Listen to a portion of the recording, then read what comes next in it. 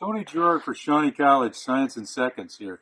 I picked some narcissus, and what we're going to do, we're going to put some food coloring in a couple different jars of water. We'll put some blue and we'll put some red. And we're going to put some narcissus in each. And then we'll come back here in a day or two and see if there's any kind of change.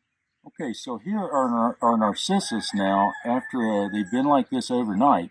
This one in the middle is one I just picked for comparison purposes, and we can kind of see they've started to change color there. Okay, so the flower drew up the colored water, and you think, well, big deal, yeah, I knew they did that. But here's what you might not have thought. You know, you have a heart in your body, a moving part that pumps blood around in your body. What moving parts does this plant have to draw that water up against gravity? Nothing really, right? Well, here's how it works. It's chemistry.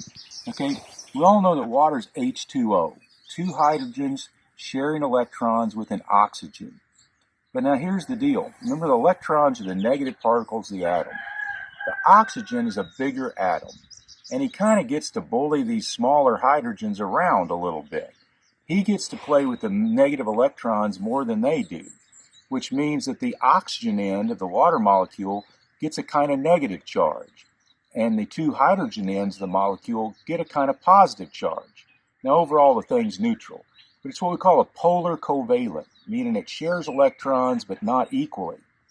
So that's why water molecules are attracted to themselves, right? Why a drop of water wants to hang on to itself, because the negative oxygen ends of the molecule are attracted to the positive hydrogen ends of adjacent water molecules.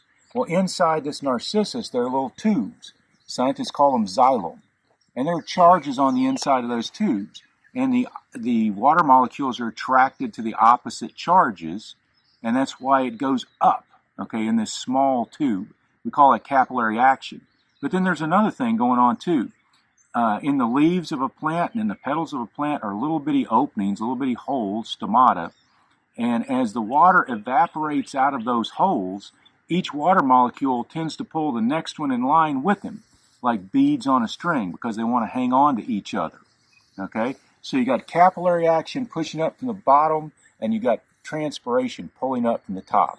And that's how water goes upward in a plant against the flow of gravity.